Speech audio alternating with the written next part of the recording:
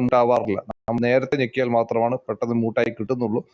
എന്നാലും നമ്മൾ ആരോപണങ്ങൾ കൊണ്ടാണ് മറുപടി പറയേണ്ടത്. ഇരു സംവാദകരും അത് ശ്രദ്ധിക്കുക. ഇനിയും മുന്നോട്ട് പോയിക്കൊണ്ടിരിക്കുകയാണ്. സംവാദത്തിന്റെ ചോദ്യോത്തരവേളയിലേക്കാണ് ഇനി വരാൻ പോകുന്നത്. ഇനിയാണെങ്കിലും ആ ഒരു വിഷയത്തിൽ ഇരു സംവാദകരും ജാഗ്രത പാലിക്കുക. അന്നമ്മ മാഡത്തിന് ഒരു ജാഗ്രത കുറവ് സംഭവിച്ചിട്ടുണ്ട്. ആ സമയത്ത് ഇടപെടാൻ എനിക്കൊരു സാങ്കേതിക തകരാറ് മൂലം സാധിച്ചിട്ടില്ല. ആരോപണങ്ങൾ കൊണ്ടാണ് നേരിടേണ്ടത്. വ്യക്തിപരമായ പരാമർശങ്ങളിലേക്ക് താങ്കൾ പോയിട്ടുണ്ട്, അത് വ്യക്തമാണ്. അത് ഇനി ഉണ്ടാവരുതെന്ന് വിനീതമായി അഭ്യർത്ഥിക്കുന്നു. ഇപ്പോൾ റിബട്ടൽ റൗണ്ട് 2 സംവാദകരുടെയും 3 റൗണ്ട് അവസാനിച്ചിരിക്കുകയാണ്. ഇനി നമുക്ക് സംവാദകർ തമ്മിലുള്ള ചോദ്യോത്തര സെഷനാണ്. ചോദ്യോത്തര സെഷൻ ആരംഭിക്കുകയാണ്. യാസർക്ക ഉണ്ടാവില്ല എന്ന് പറഞ്ഞു. അല്ല, ഞാൻ ഉണ്ടാവും. സമയം ഒന്ന് നോക്കിക്കോളാം. ആ സമയത്തിന്റെ സ്ട്രക്ചർ കൂടെ ഒന്ന് പറഞ്ഞേക്കും. സ്ട്രക്ചർ അനാമിക വന്നതുകൊണ്ടാണ് അനാമിക ഒന്ന് ജസ്റ്റ് ഈ ഒരു ചോദ്യോത്തര സെഷൻ മാത്രം. ഓക്കെ. അല്ല, അനാമിക താങ്കൾ അവൈലബിൾ അല്ലെങ്കിൽ മാത്രം, അവർക്കൊരു ബാക്കപ്പിന് വേണ്ടി മാത്രം വെച്ചതാണ്. അവൈലബിൾ അല്ലെങ്കിൽ അവർക്ക് നോക്കാം. അനാമിക മണി അടിക്കാനൊക്കെ ചെയ്തോളൂ. ഓക്കെ. അപ്പൊ നമുക്ക് ഈ ഒരു സെക്ഷനിൽ ഒരു സംവാദക മറു സംവാദകയോട് ചോദ്യങ്ങൾ ചോദിക്കുകയും ഉത്തരങ്ങൾ പറയേണ്ടതും ഒരു അവസരമാണ്. 5 ചോദ്യങ്ങളാണ് ഈ റൗണ്ടിലുള്ളത്. അപ്പൊ ആദ്യ ചോദ്യം 1 മിനിറ്റിനുള്ളിൽ തന്നെ പരിമിതപ്പെടുത്തണം. അതിന് ചിലപ്പം 1 മിനിറ്റ് ആയതുകൊണ്ട് തന്നെ മണി അടിക്കാനുള്ള സാവകാശമൊന്നും ഉണ്ടാവില്ല. അതുകൊണ്ട് 1 മിനിറ്റിന് തന്നെ നിർത്താൻ ഒരു ധാരണയോട് കൂടിയിട്ട് ഒരു മ്യൂച്വൽ അണ്ടർസ്റ്റാൻഡിങ്ങിൽ 1 മിനിറ്റ് കൊണ്ട് നിർത്തിയില്ലെങ്കിൽ അനാമിക മൈക്ക് എടുത്ത് ഇടപെടുക. മണി അടിക്കാനൊന്നും സമയം കിട്ടിയില്ലെങ്കിൽ താങ്കൾക്ക് മൈക്ക് എടുത്ത് ഇടപെടാം. 1 മിനിറ്റ് കൊണ്ട് ചോദ്യം ചോദിക്കുക. ഉത്തരത്തിന് മാക്സിമം ആണ് 5 മിനിറ്റ് കേട്ടോ. അതിൻ്റെ അകത്ത് ഫ്ലെക്സിബിൾ ടൈം ഒന്നും ഉണ്ടാവില്ല. ആദ്യ ചോദ്യം ചോദിക്കുന്നതിനായിട്ട് റാണിയെ ക്ഷണിക്കുന്നു.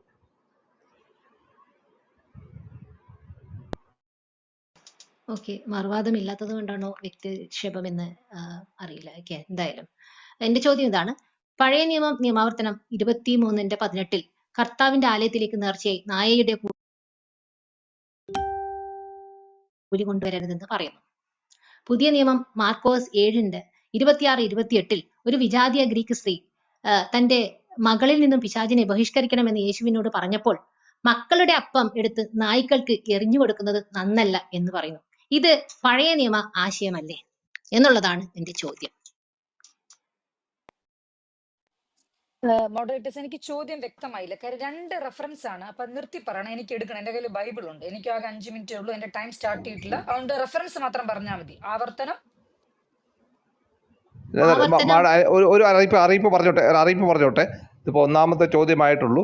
നമ്മൾ ചോദ്യം സ്പഷ്ടമായിട്ട് ഒരു വട്ടമേ ചോദിക്കാൻ പറ്റുള്ളൂ. നമുക്ക് പണ്ട് ഒരു മിനിറ്റ് അജൻ, ഇത് സ്പഷ്ടം എന്ന് പറയുമ്പോൾ റെഫറൻസ് ആണ്. ഇത് റെഫറൻസ് ആണ്. അപ്പൊ എനിക്കത് എടുക്കണ്ടേ?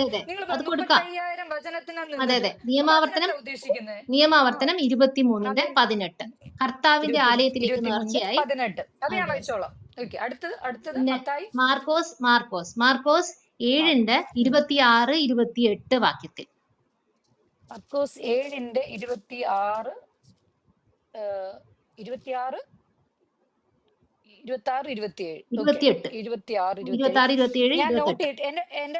എന്റെ ടൈം തുടങ്ങിയിട്ടില്ല. കാര്യം ഇത് പൊതു ചർച്ചയാണ്. ഈ 35,000 വാക്കുകളിൽ നിന്ന് ഇത് അത് പറയൂ ഇത് പറയൂ എന്ന് പറഞ്ഞ് നടക്കുന്ന കാര്യമില്ല. അപ്പൊ ഞാൻ വചനം വായിച്ചു കഴിഞ്ഞിട്ട് എന്റെ ടൈം പറയാവൂ.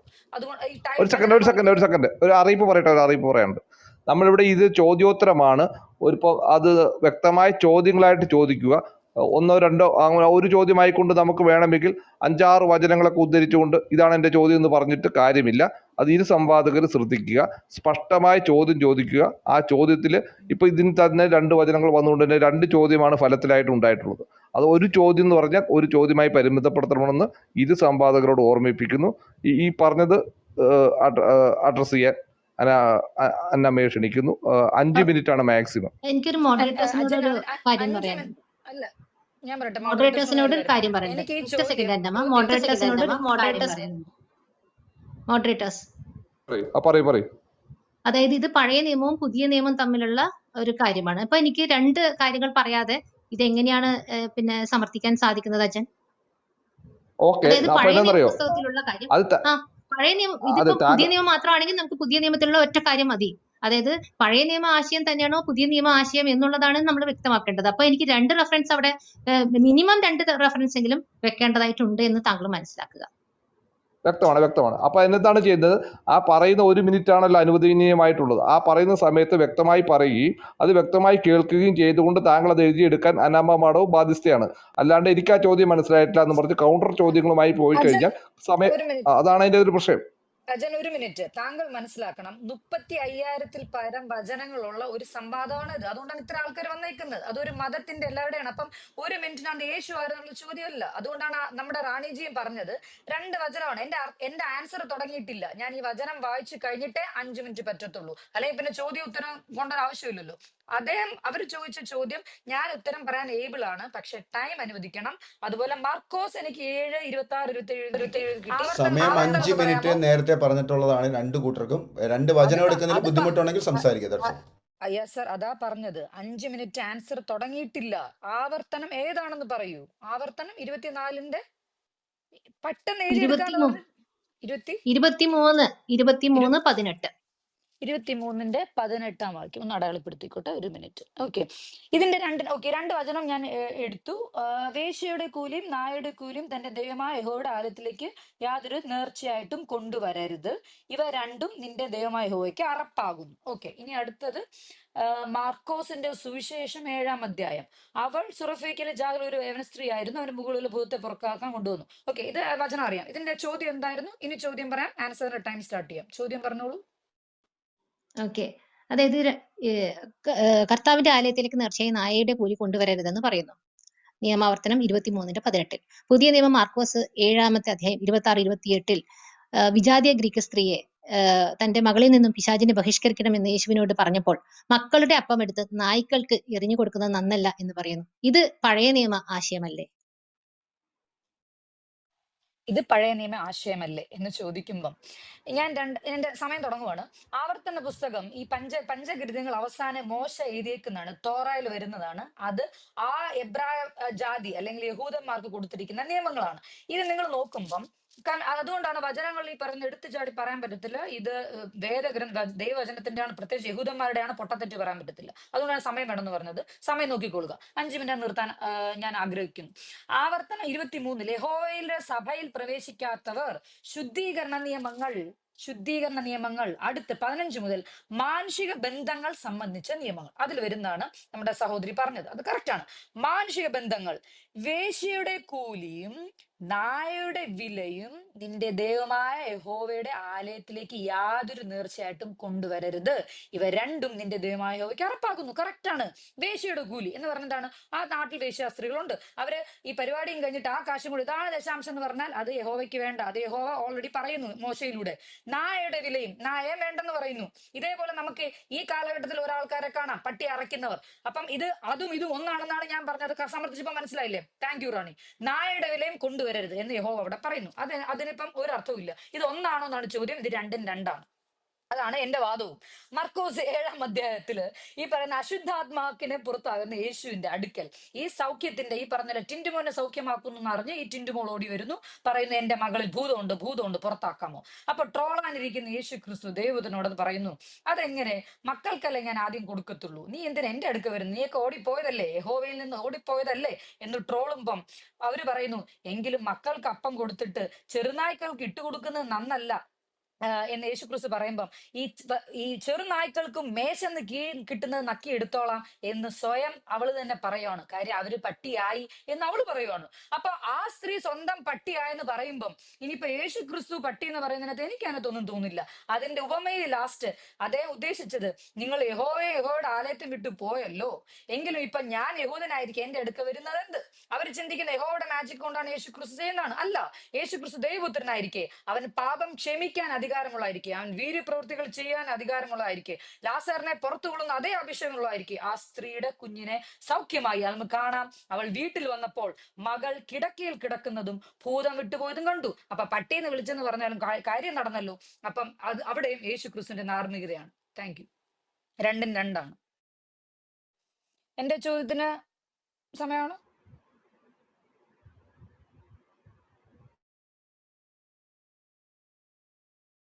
അജൻ യാസർ ഖാൻ.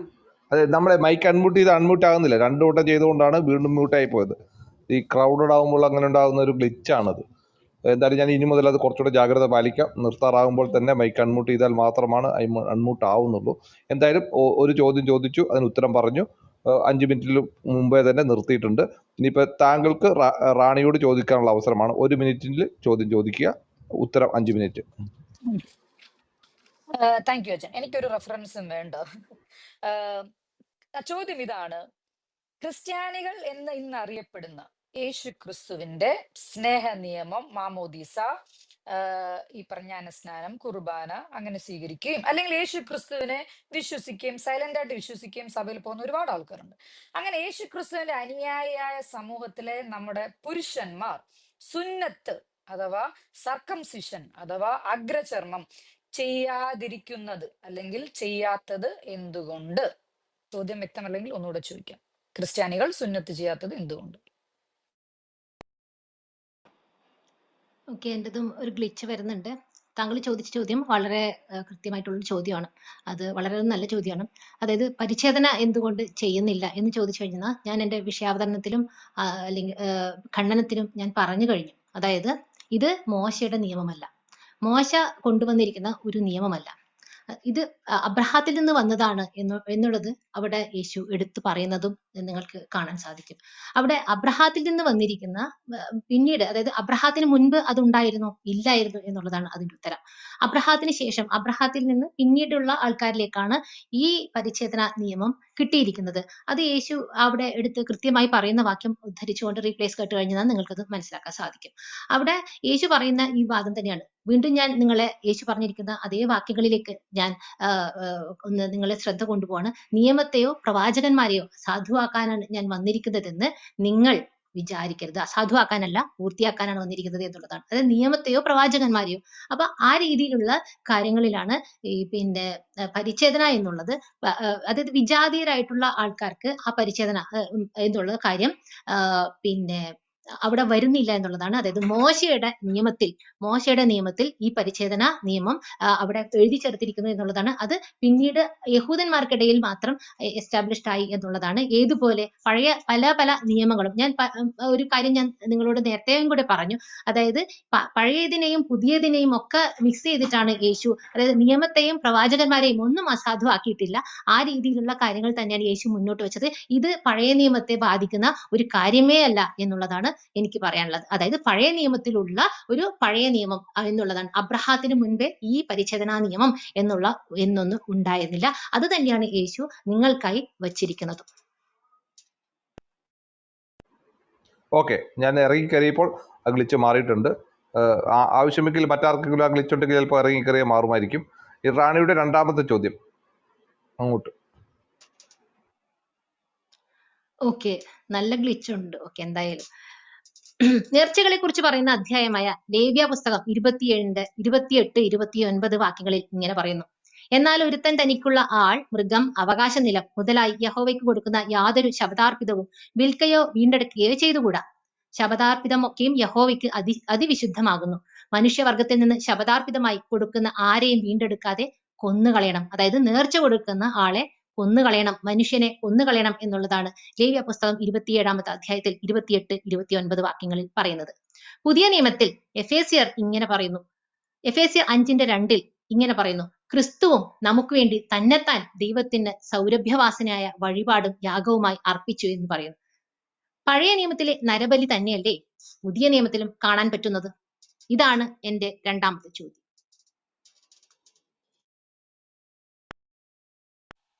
ഇത് നേരത്തെ ചോദ്യത്തിന്റെ ശൈലിയാണ്. 1 മിനിറ്റ് ലെസ് ദാൻ ആണ്, പക്ഷെ എനിക്ക് മാജിക് ഒന്നുമില്ല. 35,000-ൽ പരം വചനങ്ങളാണ്. ഈ 2 ചോദ്യത്തിന് ഇത് വായിച്ചു കഴിഞ്ഞാൽ മാത്രമേ ആൻസർ പറയാൻ പറ്റത്തുള്ളൂ. ഈ പറഞ്ഞ പോലെ ഞങ്ങൾക്ക് പൗരോഹിത്യം ചെയ്യാൻ ആൾക്കാരുണ്ട്.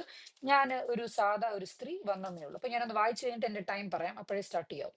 ലേവ്യ പുസ്തകം 26 അധ്യായം, അനുസരണത്തിനുള്ള പ്രതിഫലം, അനുസരണക്കേടിനുള്ള ശിക്ഷ. 27 ആണോ 26 ആണോ? 27, 28, 29 വാക്യങ്ങൾ. ലേവ്യ പുസ്തകം 27 ഇല്ല സഹോദരി, 26. ലേവ്യ പുസ്തകം 27, 28, 29 വാക്യങ്ങൾ. ലേവ്യ പുസ്തകം 26 ഉള്ളൂ, 27 ഇല്ല സഹോദരി. നോക്കൂ, വേറെ ക്രിസ്ത്യാനികൾ ആരും കൂടെ വായിക്കൂ. 26 ഉള്ളൂ.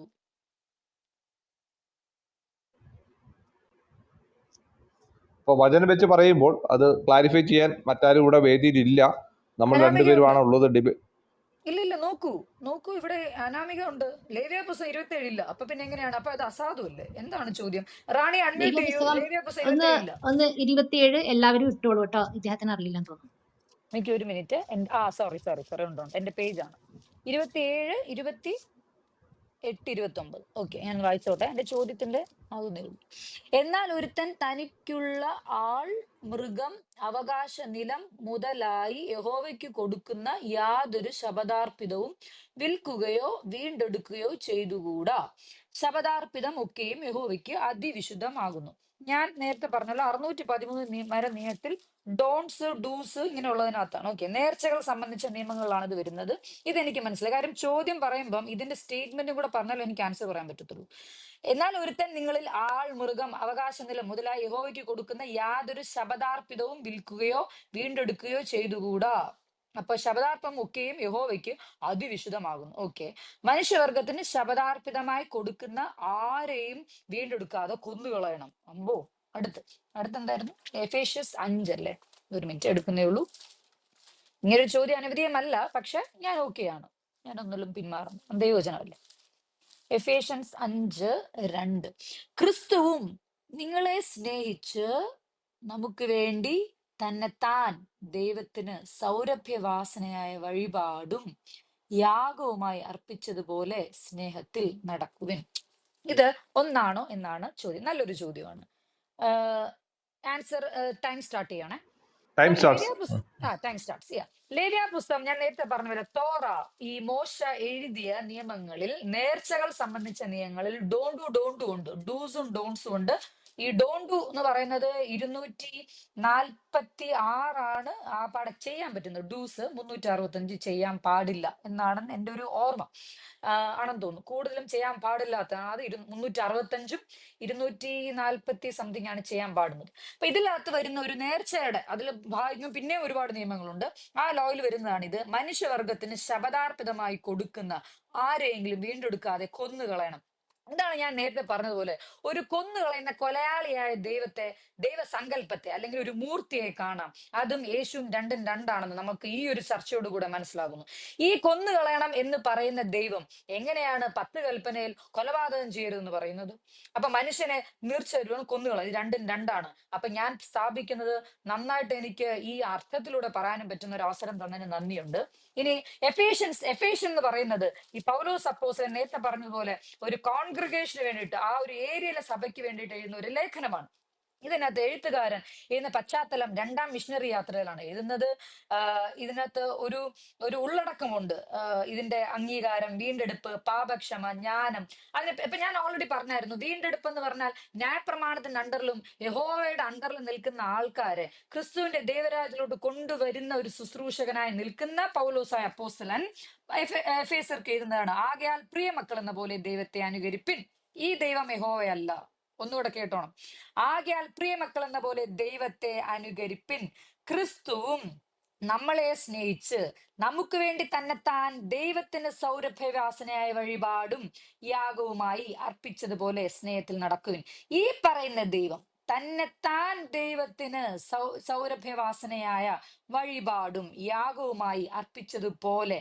അപ്പം ദൈവം സ്വയമായി ബലിയാകുന്നു. മറ്റത് കൊന്നുകളയണം എന്നുള്ളതാണ്. ഇത് ബലിയായതാണ്. ഈ പറയുന്ന ഈ മോശ പറയുന്ന ആവർത്തനം എഴുതുന്നതിന് മുമ്പേ ഇത് എസ്റ്റാബ്ലിഷ് ചെയ്യപ്പെട്ടു. പുത്രൻ വരുമെന്ന് എസ്റ്റാബ്ലിഷ് ചെയ്യപ്പെട്ടു. എന്നാൽ കൊല ചെയ്യപ്പെടും എന്നുള്ളത് ഈ നിയമപ്രകാരം യഹൂദന്മാർ ചെയ്തതാണ്. കർത്താവിനെ അടിച്ചു കുത്തിക്കോ ഇല്ല, അല്ലെങ്കിൽ ആ സമയത്ത് ഇനി അവര് വെറുതെ വിട്ടാൽ ചിലപ്പോൾ ജീവിച്ചു പോകേണ്ട ആളായിരുന്നിരിക്കും. പക്ഷെ ആ സമയം കൊല്ലപ്പെടുത്തിയത് ഈ ന്യായപ്രമാണം വെച്ച് തന്നെയാണ്. അതുകൊണ്ടാണ് പൗലോസ് പറയുന്നത് നിങ്ങൾ ക്രൂശിച്ച, പത്രോസ് പറയുന്നത് നിങ്ങൾ ക്രൂശിച്ച എന്നെടുത്ത് പറയാനുള്ള കാര്യം. അപ്പൊ റാണി നന്നായിട്ട് വായിക്കൂ. ഇത് രണ്ടും രണ്ടാണ്. ഏൽപ്പിച്ചു കൊടുത്ത ദൈവപുത്രൻ. അതുകൊണ്ടല്ലേ തുപ്പിയപ്പോ ഒന്നും ഉണ്ടായിരിക്കുന്നത്. പീലാത്തോസിനോട് പറഞ്ഞു, ഓർക്കുന്നില്ലേ? നീ എന്തോ പറയുന്നു, എന്റെ സേവകരെ എങ്ങോട്ട് ഇറക്കിയ സ്വർഗം ഫുള്ള് ഇറങ്ങിയ നിന്നെയൊക്കെ കീച്ചി കളയും. എനിക്ക് വേണ്ട, ഞാൻ ഇതിനു വേണ്ടി തന്നെ വന്ന ഇവരുടെ പാപം നിർത്തരുതേ. അതുകൊണ്ടാണ് 3-ാം ദിവസം കർത്താവ് ആ യേശു ക്രിസ്തുവിനെ പിതാവ് ഉയർത്തെഴുന്നേൽപ്പിച്ച് അവരുടെ മുന്നിൽ 40 ദിവസം തന്നെ നിർത്തുന്നതും പിന്നെ പൗലോസും നേരിട്ട് കാണുന്നതും പത്രോസും നേരിട്ട് കാണുന്നതും. രണ്ടും രണ്ടാണ്. Thank you. ഓക്കെ, അന്നമ്മയുടെ രണ്ടാമത്തെ ചോദ്യം റാണിയോട്. ഓക്കെ, ഞാൻ ഇച്ചിരി വെള്ളം കുടിച്ചോട്ടെ. രണ്ടാമത്തെ ചോദ്യം. ഓക്കെ, യഹൂദന്മാർ ചെയ്തു വന്ന യാഗങ്ങൾ ഇപ്പം നമ്മുടെ റാണിജി പറഞ്ഞതുപോലെ കൊന്നുകളയണം, മറ്റേ വാലാട്ടി കാണിക്കണം, കാളകളെ അറുക്കണം, മദ്യം ഒഴിക്കണം, അവിടെ എറിയണം, ഇവിടെ ചെയ്യണം. ഈ യാഗങ്ങൾ നിന്നു പോയത് എന്തുകൊണ്ട്? അല്ലെങ്കിൽ ഇന്ന് ചെയ്യുന്നുണ്ടെങ്കിൽ അതെവിടെ? അത് എന്റെ ചോദ്യം എങ്ങനെയാണ്? നിന്നു പോയിട്ടുണ്ടോ എന്നാണ് ചോദ്യം. ഉണ്ടെങ്കിൽ എന്തുകൊണ്ട്? ഇല്ലെങ്കിൽ എന്തുകൊണ്ട്?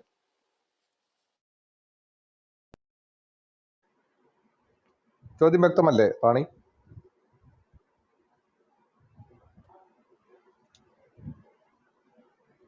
ഒന്ന് ഇറങ്ങി കയറിക്കോളൂ, എന്റെ ഗ്ലിച്ച് മാറിയതേ. ഒന്ന് വേണമെങ്കിൽ ഒന്ന് ഇറങ്ങി കയറിക്കോളൂ കേട്ടോ. അല്ല, പിന്നെ ഇറങ്ങി കയറിയ ഗ്ലിച്ച് മാറും. എനിക്ക് കയറാൻ സാധിച്ചില്ലെങ്കിലോ? എനിക്കത് കയറാൻ സാധിച്ചില്ലെങ്കിലോ? ചോദ്യം വ്യക്തമായിരുന്നല്ലോ, ഉത്തരം പറയാം. ചോദ്യം ഒന്നുകൂടെ പറയണോ? ക്ലിയർ ആണോ? വേണ്ട, എനിക്ക് മനസ്സിലായി. അതായത് താങ്കൾ ചോദിക്കുകയാണ് എന്തുകൊണ്ടാണ് ഈ യാഗങ്ങളൊക്കെ നിന്നുപോയത്. അത് യേശു കുരിശിൽ കയറി മരിച്ചു പോയത് കൊണ്ടല്ല.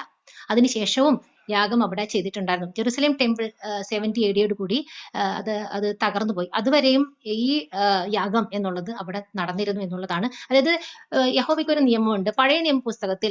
നിങ്ങൾ തോന്നിയതുപോലെ എനിക്ക് ഈ ബലികളൊന്നും അർപ്പിക്കാൻ പാടില്ല. ഞാനൊരു സ്ഥലത്ത് എന്റെ ആലയം നിർമ്മിക്കും, ആ സ്ഥലത്ത് വേണം നിങ്ങൾ ഈ യാഗങ്ങളൊക്കെയും ചെയ്യുക. അല്ലാതെ തോന്നിയപടി നിങ്ങൾ അവിടെയും ഇവിടെയും ഒന്നും യാഗങ്ങൾ എനിക്ക് അർപ്പിക്കരുത്, ബലി അർപ്പിക്കരുത് എന്നുള്ളത് യഹോവയുടെ ഒരു നിയമമാണ്.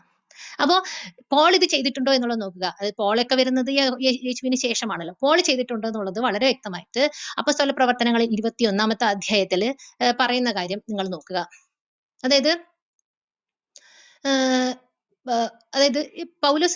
പൗലോസിനെതിരെ അവിടെയുള്ള ജെറുസലേമിലുള്ള ആൾക്കാർ അല്ലെങ്കിൽ യഹൂദന്മാർ ഒരു ആരോപണം ഉന്നയിക്കാണ്. നീ മോശയുടെ നിയമം അത് 21-ാമത്തെ അധ്യായത്തിന്റെ അപ്പോസ്തല പ്രവർത്തനങ്ങൾ 21-ന്റെ-21.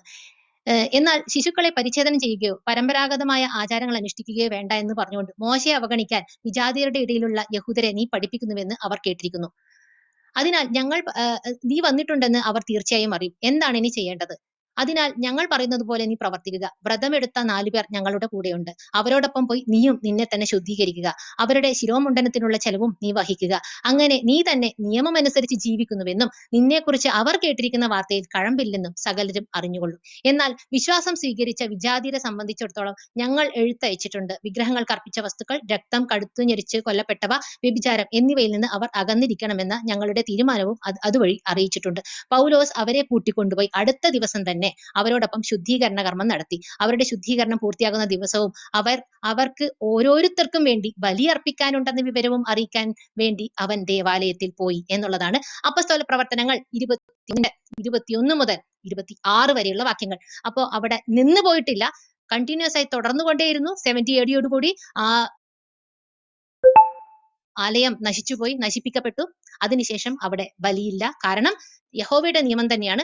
യഹോവയുടെ നിയമത്തിൽ ഈ മറ്റുള്ള, അതായത് നിങ്ങളുടെ ചർച്ചുകളിലൊന്നും യഹോവയ്ക്ക് യാതൊരു താല്പര്യമില്ല. വിജാതിയന്റെ ചർച്ചാണ്. അതുകൊണ്ട് തന്നെ യഹോവയ്ക്ക് ഒരു ആലയമുണ്ട്, അത് ജെറൂസലേം ടെമ്പിൾ ആണ്. അവിടെ മാത്രമാണ്, ആ പെട്ടകത്തിന്റെ ഉള്ളിൽ മാത്രമാണ് ഇദ്ദേഹത്തിന്റെ സ്ഥിരവാസം, അല്ലെങ്കിൽ ജെറൂസലേമാണ് ഇദ്ദേഹത്തിന്റെ പാദപീഠം.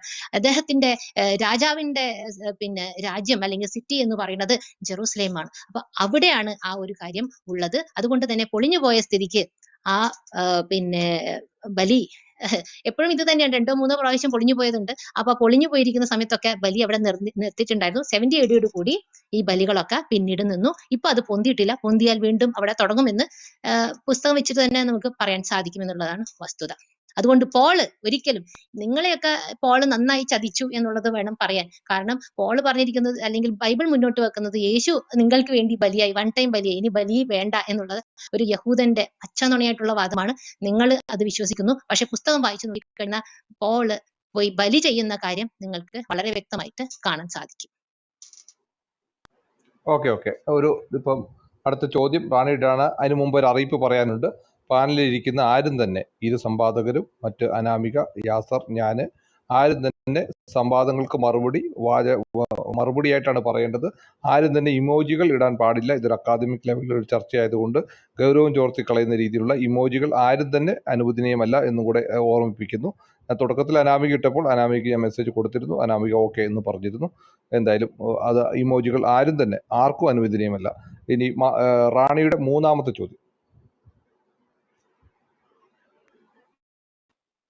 ഓക്കെ, എന്റെ മൂന്നാമത്തെ ചോദ്യം, ലൂക്ക അവസാന അധ്യായം 24-ാമത്തെ അധ്യായത്തിൽ 44-45 വാക്യത്തിൽ യേശു ശിഷ്യരോട് പറഞ്ഞു, മോശയുടെ നിയമത്തിലും പ്രവാചകന്മാരിലും സങ്കീർത്തനങ്ങളിലും എന്നെക്കുറിച്ച് എഴുതപ്പെട്ടിരിക്കുന്നതെല്ലാം പൂർത്തിയാകേണ്ടിയിരിക്കുന്നു എന്ന് ഞാൻ നിങ്ങളോട് കൂടി ആയിരുന്നപ്പോൾ പറഞ്ഞിട്ടുണ്ടല്ലോ.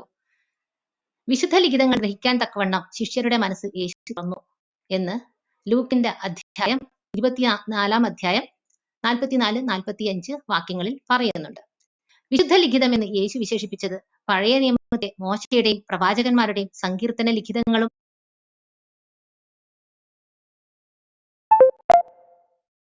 തന്നെയല്ലേ, അതോ വേറെ മോശയും വേറെ പ്രവാചകന്മാരും സങ്കീർത്തനങ്ങളും ഉണ്ടോ എന്നുള്ളതാണ് മൂന്നാമത്തെ ചോദ്യം.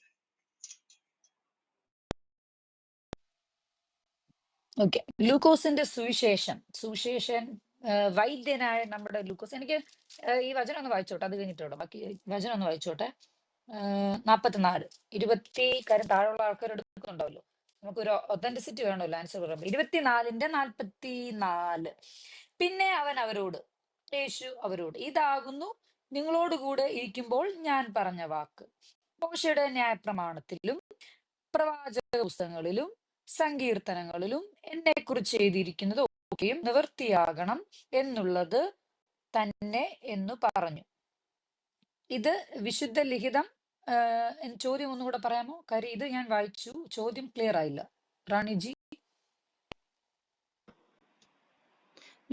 ഈ വിശുദ്ധ ലിഖിതം എന്ന് പറയുന്നത് മോശയുടെയും പ്രവാചകന്മാരുടെയും, യേശു വിശേഷിപ്പിച്ചത് മോശയുടെയും പ്രവാചകന്മാരുടെയും സങ്കീർത്തന ലിഖിതങ്ങളും തന്നെയല്ലേ, അല്ല വേറെ ഏതോ മോശയും വേറെ ഏതോ പ്രവാചകന്മാരും വേറെ ഏതോ സങ്കീർത്തനങ്ങളും ഉണ്ടോ എന്നുള്ളതാണ് എന്റെ ചോദ്യം. ഇത് കേൾക്കാമല്ലോ അല്ലേ? അപ്പൊ എന്റെ സ്റ്റാർട്ട് ചെയ്യാം കേട്ടോ. അപ്പൊ ലൂക്കോസ്, യഹൂദനായിരിക്കുന്ന ലൂക്കോസ്, ഞാൻ ഓൾറെഡി എന്റെ പശ്ചാത്തലം പറഞ്ഞായിരുന്നു. യഹൂദ രക്ഷയ്ക്ക് വേണ്ടി വന്ന യേശു ക്രിസ്തു. നേരത്തെ എന്നോട് സംവാദം പറഞ്ഞു, നിങ്ങളുടെ പോൾ നമ്മളെ ചതിച്ചു, നിങ്ങൾക്ക് ബലിയായി. ഞങ്ങൾക്ക് വേണ്ടി ബലിയായിട്ടില്ല സഹോദരി. അത് പറഞ്ഞു, ക്രിസ്ത്യാനിറ്റിയുടെ മർമ്മം അറിയാത്തത് കൊണ്ടാണ്. പോൾ ഞങ്ങളെ ചതിച്ചിട്ടില്ല. പോൾ ചതിക്കപ്പെട്ട് കടന്ന ചതിയിൽ നിന്ന് രക്ഷപ്പെട്ട് യഹോവയുടെ ചതിക്കപ്പെട്ട് കിടക്കുന്ന ആ പാവങ്ങളെ രക്ഷിക്കാൻ വേണ്ടിയിട്ട് ഒരുപാട് കഷ്ടപ്പെട്ട് തല പോയ ആളാണ്. ഞങ്ങൾക്ക് വേണ്ടി അദ്ദേഹം ചെയ്യുന്നത് യേശുക്രിസ്തു എന്ന അവതാരത്തെ ഞങ്ങൾക്കും ഇരുപക്ഷത്തെ നിരപ്പാക്കിയതുപോലെ രക്ഷ നമുക്കുണ്ടെന്നും ഉള്ളത് മാത്രമേ ഉള്ളൂ. അതുകൊണ്ട് മാത്രമേ ഞങ്ങൾ ക്രിസ്ത്യാനിയായത്. ഞങ്ങൾ കൃപയാൽ ക്രിസ്ത്യാനികളാണ്. അതുകൊണ്ട് പോൾ ഞങ്ങളെ ചതിച്ചിട്ടില്ല. പോൾ യഹൂദന്മാരെയും ചതിച്ചിട്ടില്ല. പോൾ സ്വന്തമായും ചതിച്ചിട്ടില്ല. അത് ഞാൻ ഖണ്ഡിച്ചോട്ടെ. ഇനി ഈ വചനം ഈ പറയുന്നത് യഹൂദന്മാരുടെ രക്ഷയ്ക്ക് വേണ്ടി വന്നിട്ട് പറയുന്നു. ഇതിന്റെ പശ്ചാത്തലം നിങ്ങൾ പറയാം. ഒരു വചനം പറയുമ്പം ഇത് യേശു ക്രിസ്തു ഉയർത്തെഴുന്നേറ്റതാണ്. അപ്പം റാണിജിൽ ഏറ്റവും ഇഷ്ടപ്പെട്ടത് ഉയർത്തെഴുന്നേറ്റ് യേശു ക്രിസ്തു അവരുടെ മുന്നേ വന്ന് 40 ദിവസത്തോളം അവർക്ക് പ്രത്യക്ഷമാവുകയും വിലാപ്പുറത്ത് കൈയിടാൻ പറയുന്ന ലാസ്റ്റ് വചനമാണിത്. പിന്നെ അവരോട് അവൻ നിന്ന് കഴിഞ്ഞിട്ട് പറയാണ്, ഇതാകുന്നു നിങ്ങളോട് കൂടെ ഇരിക്കുമ്പോൾ ഞാൻ പറഞ്ഞ വാക്ക്, മോശയുടെ ന്യായപ്രമാണത്തിലും പ്രവാചക പുസ്തകങ്ങളിലും സങ്കീർത്തനങ്ങളും. ഞാൻ നേരത്തെ പറഞ്ഞിരുന്നു, പഴയ കാലഘട്ടങ്ങളിലും ഒരു രക്ഷകൻ വരും. പക്ഷെ ഇവര് പറഞ്ഞ പോലെ കിരീടം വെച്ച് ചെങ്കോൽ വെച്ച് ബാക്കിയുള്ളവരെ അടിച്ചു വീച്ച് യഹോവയെ പോലെ ഇരിക്കുമെന്ന് ഇവര് വിചാരിച്ചപ്പോൾ അങ്ങനെയല്ല രക്ഷകൻ വന്നിരിക്കുന്നത്. യഥാർത്ഥ ഹീറോയിസം കാണിച്ചിട്ട് സ്വർഗാരോഹണത്തിന് മുമ്പ് കർത്താവ് പറയാണ്, ഇപ്പൊ മനസ്സിലാക്ക്, ഇതാണ് ഞാൻ പറഞ്ഞ വാക്ക്. മോശയുടെ ന്യായപ്രമാണത്തിൽ ഒരു മോശയേ ഉള്ളൂ കേട്ടോ. എല്ലാവർക്കും, ഞങ്ങൾക്കും മുസ്ലിങ്ങൾക്കും എല്ലാവർക്കും ഒരു നമ്മുടെ മോസസ് പ്രവാചകൻ ഒന്നേ ഉള്ളൂ. ന്യായപ്രമാണത്തിൽ പറഞ്ഞതും പ്രവാചക പുസ്തകങ്ങളിൽ പറഞ്ഞതും സങ്കീർത്തനങ്ങൾ പറഞ്ഞതും രണ്ടും. അപ്പോ ഇത് നിവർത്തിയാകണം എന്നുള്ളത് തന്നെ. അപ്പൊ ഇതിനകത്ത് യഹൂദന്മാർക്ക് വേണ്ടിയുള്ള പാപക്ഷമയായിട്ടുള്ള മരണവും നമ്മളെപ്പോലുള്ള ബാക്കി യഹൂദന്മാരല്ലാത്ത ആൾക്കാർ, എബ്രായരല്ലാത്ത ആൾക്കാർക്ക് വേണ്ടിയുള്ള രക്ഷ ജനനത്തിലും കർത്താവ് പൂർത്തീകരിച്ചു. ഈ വചനം, ഇതിന്റെ അർത്ഥം ഈ പറയുന്ന പഴയ നിയമത്തിൽ പറഞ്ഞത്, അതുകൊണ്ടാണ് ഞാൻ പറഞ്ഞത് പഴയ നിയമത്തിലുള്ള രക്ഷകൻ, ഒളിച്ചിരിക്കുന്ന രക്ഷകനെ പറ്റി പറഞ്ഞത് യേശു ക്രിസ്തു തന്നെയാണ് എന്ന് പറയുവാണ്. അത് അവരുടെ തന്നെ നിയമത്തിൽ എഴുതിയിട്ടുണ്ടെന്നാണ് പറയുന്നത്. അത് അവരുടെ ദൈവത്തിന്റെ ആ വചനത്തിൽ തന്നെ എഴുതിയിട്ടില്ലേ? അതുകൊണ്ടാ പറയുന്ന യഹൂദനായ ദൈവം യഹൂദരെ രക്ഷിക്കുമ്പം യഹൂദ നിയമപ്രമാണത്തിൽ അവര് ഈ വിശുദ്ധ അവർക്കാണ്. അവർക്ക് കാളക്കുട്ടിയെ കൊല്ലാൻ പറ്റും, മനുഷ്യനെ കൊല്ലാൻ പറ്റും, ഈ പറയുന്ന അഗ്നികൂപത്തിൽ എറിയാൻ പറ്റും. അതൊക്കെ അവർക്ക് വിശുദ്ധ ലിഖിതമാണ്. അതിലെഴുതിയിട്ടുണ്ട് ഒരു രക്ഷകൻ വരുമെന്ന്. ഇപ്പൊ മനസ്സിലായോ? നിവൃത്തിയാകണം. ഇതാണ് പറയുന്നത്, ഞാൻ ന്യായപ്രമാണത്തെ നിവർത്തീകരിപ്പാൻ അത്രേ വന്നത്, മരണത്തിലൂടെ. കാര്യം ന്യായപ്രമാണം മരണമാണ്. റാണിജി, താങ്ക് യു. ഓക്കെ, അടുത്തത് അന്നമ്മയുടെ മൂന്നാമത്തെ ചോദ്യം റാണിക്കു. ഓക്കെ,